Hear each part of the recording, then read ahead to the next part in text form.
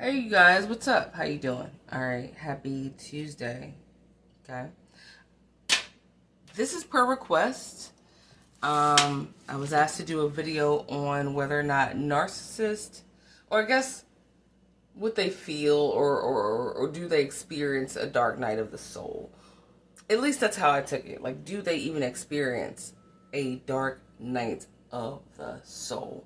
So, for those of you who maybe like don't know what it is or something, let's go and journey together so that we can read it together. So, of course, I wrote it down for you, but if you Google it after this, it'll say the same thing, more than likely. So, the dark night of the soul. Of course, I wrote down some notes for y'all because I always do that. The dark night of the soul is a phase of passive purification of the spirit in the mystical development.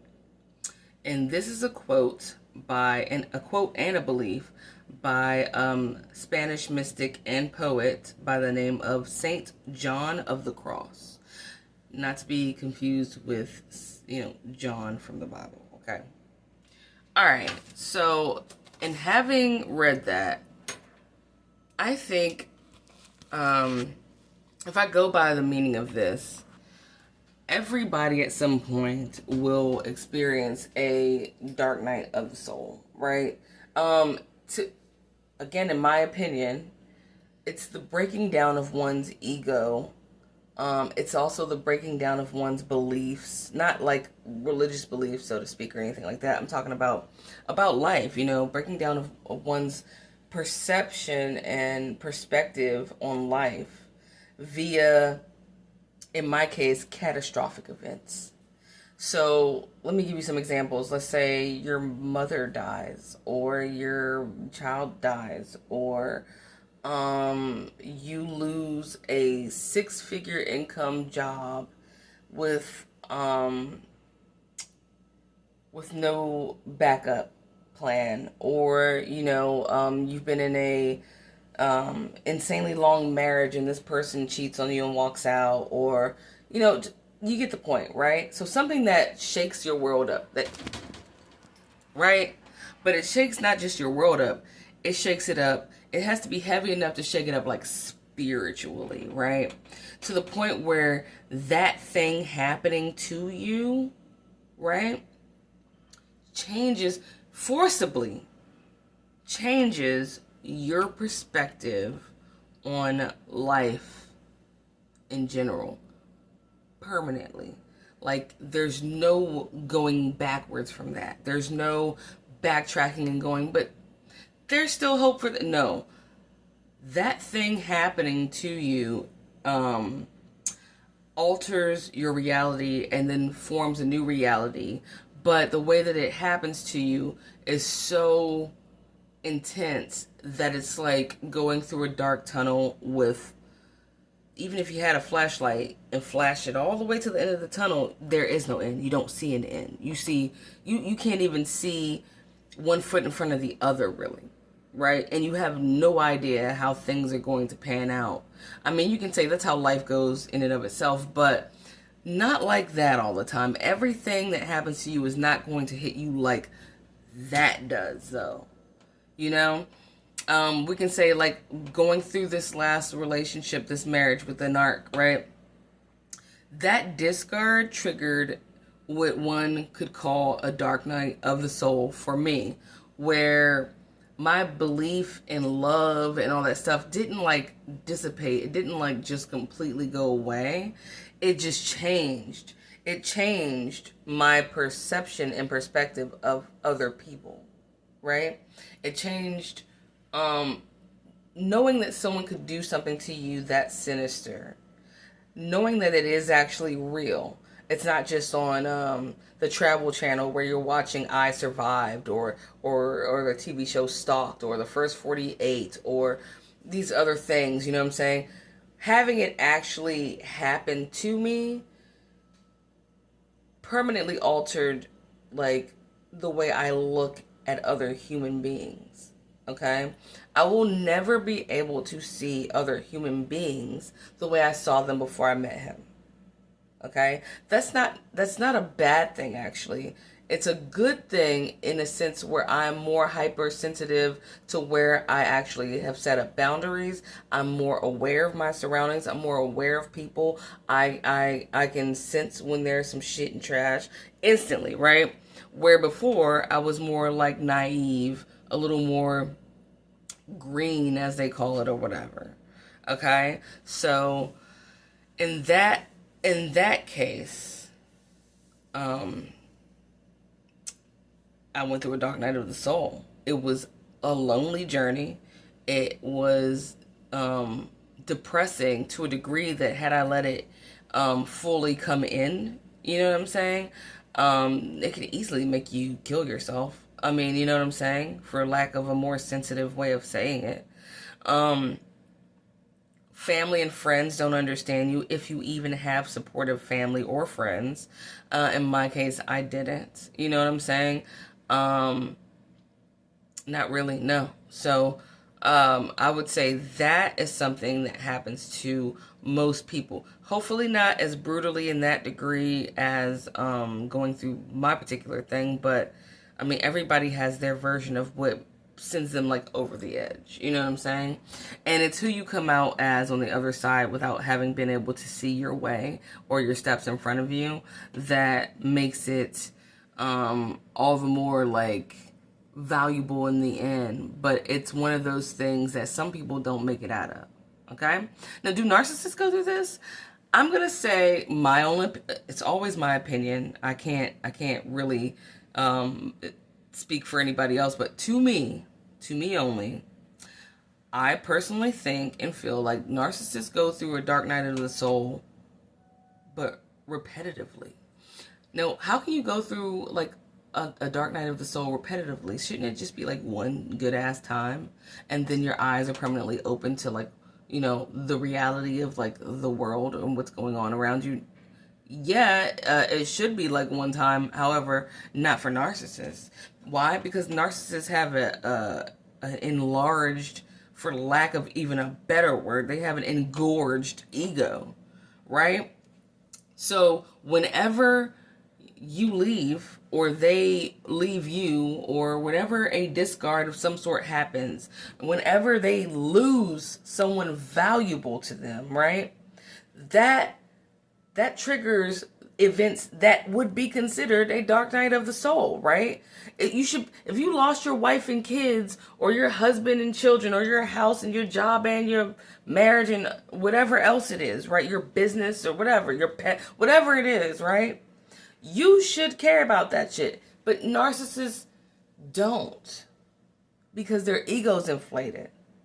You kind of have to have a soul to go through a dark night of one, don't you? Kind of reminds me, y'all remember Princess and the Frog, where like the dude goes to that tarot reader dude, that juju man, you know, and he goes, "You do have a soul, Lawrence, don't you?" Right? No, or he says, "You do have a soul, don't you, Lawrence?" That's how I feel, right? It's they don't have one, dude.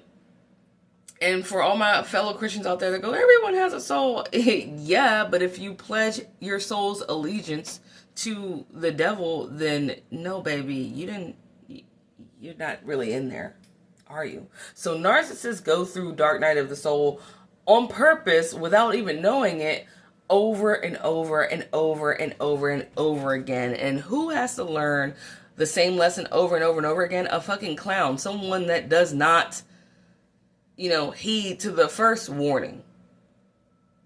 The first warning shot went off to let you know to get the hell up off my property. Now you got a bullet in your ass because you just can't keep your feet off of here. Like, you see what I'm saying? Narcissists, they don't just take the loss of you as like, oh my gosh, I did this wrong. This shouldn't be happening. I should change. They go, oh, let me just get another one. And then it happens again. And then when the same thing goes down, it happens again. And they lose everything and they just pick it up again. And they take bits and pieces from every situationship, because it's never a relationship. It's always just a transaction, right? And they put it in that infamous backpack that I told y'all about 2 or 3 years ago, where they just collect. They have a backpack of a collection of relationships, an actual physical backpack, where it's just pieces of shit that they took from different people's homes or gained from different people, and they keep getting kicked out, or they keep abandoning the situation, and then they keep on going to the next relationship and the next relationship, and it never sinks in. They never let it sink in. Now, do they realize, like, shit, this is bad? Yeah, but they, shut up, bad thought. I'm me, and I'm the shit. So, being that I'm the shit, I'm just going to find me someone else. And they find them someone else, and they do the same, if not dirtier or worse, which is even more grotesque.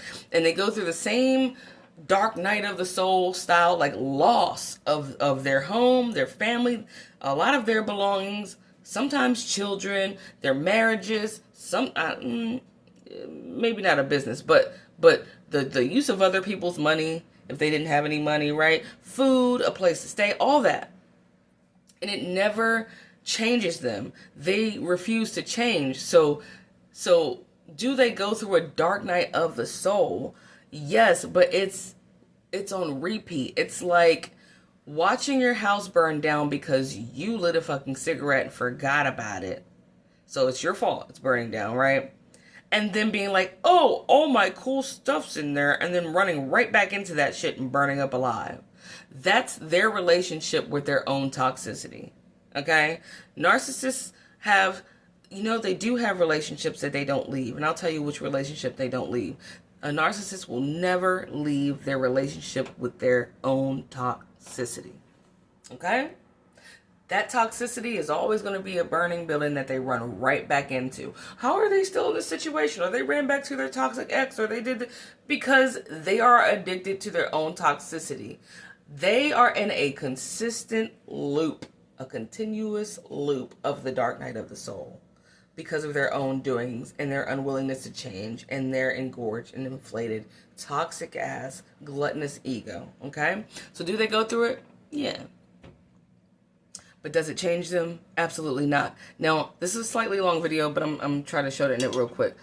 Because I was just looking at a TikTok where the song musician FKA Twigs that was abused by the dude from Transformers. That gross ass dude. Anyway, I'm not Shia LaBeouf, right? She said that she was actually disappointed when she started delving into learning about abuse after he had abused her. She said because of how boring it is. And what she meant by how boring it is, she said she found that all of them are the exact same. And it taught her that she wasn't special. That her relationship with this abuser was never special. That it didn't, even the abuse itself didn't come from like an obsession with her, so to speak, or like an affection or affinity for her at some point, that she was just food to him. And I resonated with that so much, where you think you're special, like that your relationship was just you and this narcissist, right? And that it was like distinct or different from anything else they've done, right? Because you're you and you're a different person. But in actuality, they are repetitious in nature. So where you think you're having this particular relationship that is solely your own experiences, to them it's just a repetition. It's a repetitious cycle of abuse towards their food, and the food would be you, right? So like abusing you is just like waking up and putting on new underwear, waking up and eating breakfast, wake up, eat breakfast, abuse this person, and I don't know, go smoke some weed with my friends or something, whatever happens today. But basically, you're just a part of the mix. You don't go to the grocery store, buy some meat, go home, cook and eat that meat, and then go, damn, that meat was so special. No, you just go, damn, I gotta go back to the grocery store, I'm out of meat. And that's how they look at you. And that's how the dark night of the soul works for them. It's just another day. It's just another round of bullshit that is just a part of their routine.